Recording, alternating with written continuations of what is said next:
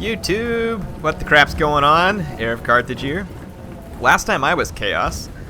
This time I'm fighting Chaos, and I wanted to bring, it's not a specific army per se, but it's kind of got the leadership core of a certain type of army that I like. I call it Grimgor Smash, and it's where I got Grimgor, a giant, and the Ragnarok Queen, 4 black orcs, and then the rest of it I kind of mix up. In this case, I've got a biggin, a Gobbo, nasty skulker here, and then I've also got a goblin shaman somewhere in this vicinities. I don't know where the little dude's hiding. He's pretty teensy. Yeah, I don't know. He's somewhere in here. We'll have to find him later. And I'm going up against Chaos. Where is that little bugger? There he is. He was blending in with the rest of the gobbos. Here he is. So, I like the Goblin Shaman for multiple reasons. Let me talk about that real quick. Now, obviously, the Orc Shaman's got a lot of benefits, too. But, specifically, if we look at the Night Gobbo Shaman, he's got an ability that I'm using right now. Well, you guys are doing a lot of jab run down there. I'm going to zoom up. He has an ability that reduces magical recharge. So, like, for instance, if Chaos were to show up with, like, a terror-based army, once they use their spells the first time around, until they kill this Night Goblin Shaman, they're pretty much not going to be able to recharge their magic. He is annoying. And it's really good to use this against Empire that wants to rely a lot on nets and other stuff like that. So the Night Goblin Shaman can be very useful in that regard. Plus, he's kind of hard to spot. And he can Vanguard deploy. So there's a lot of interesting things about him. Sneaky Stabbin' and Itchy Nuisance are great spells to stack on each other. And I'm going to get down here into this ruckus here. And if you take a look here, the Sneaky Stabbin' gives my guys a considerable amount more armor-piercing damage, especially if it hits Grimgor and the Spider, the guys who already have armor-piercing damage. And then this one takes away significant weapon damage from your opponent. So when you stack these two together, you get a really good effect for the duration. And then you also get this Gork'll Fix It. Now, normally this is a spell that I don't always bring with the Gobbo Shaman, but it's actually extremely useful in killing the charge of enemy cavalry or monsters or other stuff like that. And Chaos is usually dependent on a lot of monsters, whether it's flying or Shaggoths. In this case, Shaggoths. This is a triple Shaggoth build. So if I'm able to get his guys within this radius, I can take away almost 20% of their charge bonus. I can make them tire out faster and lose about 1/4 of their speed. So let's see how my strategy goes here. It's going to require some micro, and you all know that I'm not the world's best micromanager. So I'm going to charge his front line with my Black Orcs. I'm going to pop him with certain buffs and debuffs. So first we're going to hit Waaaaaaaaagh here with Grimgor and try and really buff up my Black Orcs. Then we'll use Itchy Nuisance, Sneaky Stabbin', and we'll try and use Gork'll Fix It to slow down his charging monster core there from the side. And then I'm going to use the Spider to raise hatchlings behind the Chaos Army in order to break their leadership. So let's see whether or not my plan works here. So that's the general strategy. Whenever I saw his army, I was like, this is how we're going to approach it. My Black Orcs are superior to any infantry that he's brought here, but I need them to win quickly to support me against the 3 Shaggoths. He's got a Poison Warhound running with the Shaggoths too. I like that. Slows things down, makes it hard for him to get away. It's not a bad call at all. So right away, I've used Waaaaaaaaagh, so you can see my Black Orcs are going to do absurd damage, just crushing the opposing infantry here. And then I drop in a Sneaky Stabbin'. He starts charging in really quickly, so I go ahead and look at the difference in speed that made here. Look how much it slows down his Shaggoths. It slows them down immensely. It takes away a lot of their charge effectiveness, so that's big for me, because these guys have a devastating charge. And that slows down his guys just long enough that I can kind of get started. So now Grimgor and the Spider and the Giant can all get back here in this fight. I use the nasty Skulkers, so I slowed down the enemy even more using their Smoke Bomb ability. And now I'm going to start focusing on Kolek. Here comes the Spiderlings. So you can see them raising up and attacking into the back of the enemy troops here. And they're going to start causing leadership loss. So right now I'm just devastating the Chaos Infantry. The Black Orcs are just smashing their face. He's got these Forsaken here, and he's going to try and bring them in. But by the time this is all happening, his infantry is just so trashed. Look at Grimgor, though. Grimgor's a big dude, and he just got punted by Kolek. And that's why I bring the Giant and the Spider, because they can't get punted. And that's why I didn't bring the 2 Gobbos. The Giant and the Spider, look at Grimgor got smacked around again. But that's okay, because now Kolek got singled out. My Giant gets a hold of him. The Spider's after him. So we're getting all kinds of work done. Grimgor is going to come back in, and now my Black Orcs have won the fight so convincingly that they can help me tear down Kolek. A couple of key things here, too. Why did I choose so many Black Orcs?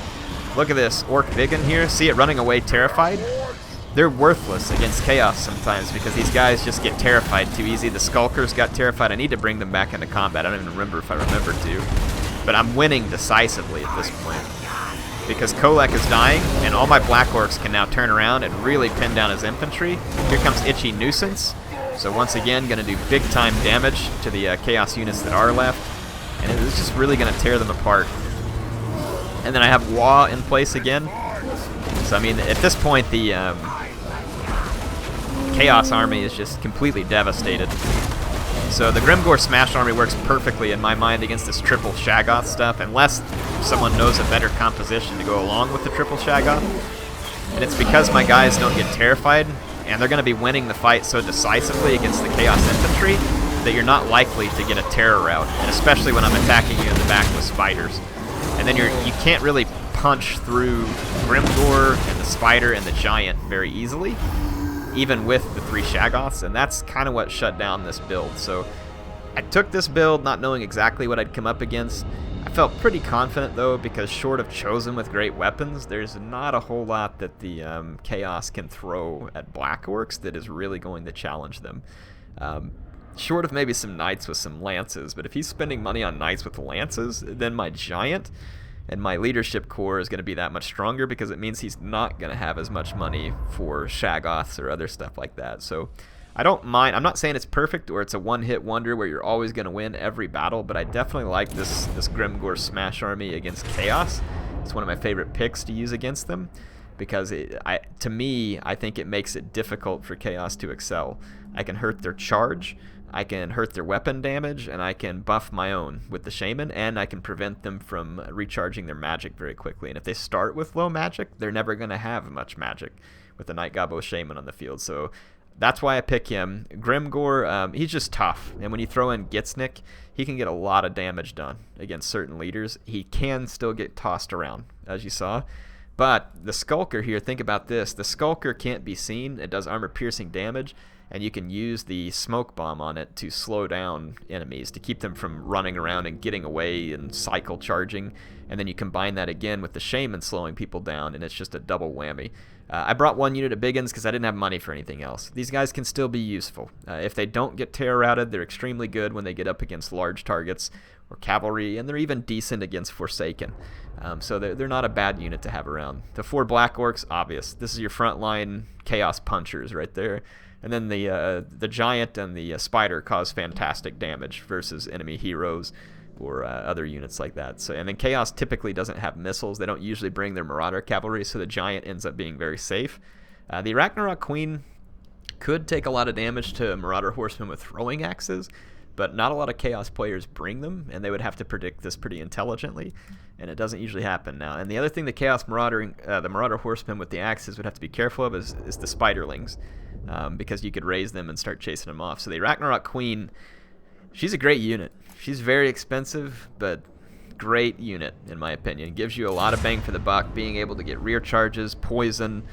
You can run down artillery. There's all kinds of stuff that you can do with the Spiderlings. I find them extremely useful at this point. So I don't know, what do you all like? What kind of greenskin builds do you like against Chaos, or vice versa? Chaos versus greenskins. I feel like greenskins are the better faction, just by virtue of some of their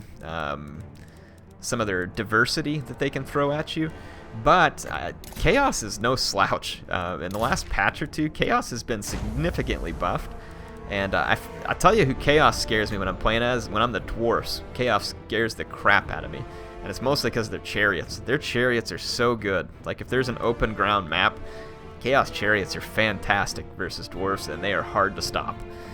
So anyway, I like Chaos. I think they're a fun faction now. I think that they've kind of got them right. They feel the way that they should.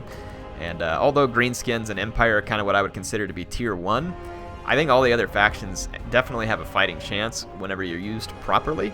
And I would only say that amongst those with equal skill, would you probably see a faction like Empire and Greenskins really start to differ from Chaos. But, you know, players make mistakes. No one plays perfect every time. And that's why I actually feel like the balancing in Total War Warhammer is pretty good at the moment. I'm not saying it's perfect. There's definitely a few things that I'd kind of like to see changed here and there, but it's really good. Enough so that I can play the game and I enjoy it, and it seems like a lot of other people do too. It's Speaking of, let's see if Patchy's ever really dug himself out of the Balthasar-induced hole on the leaderboard. Probably not.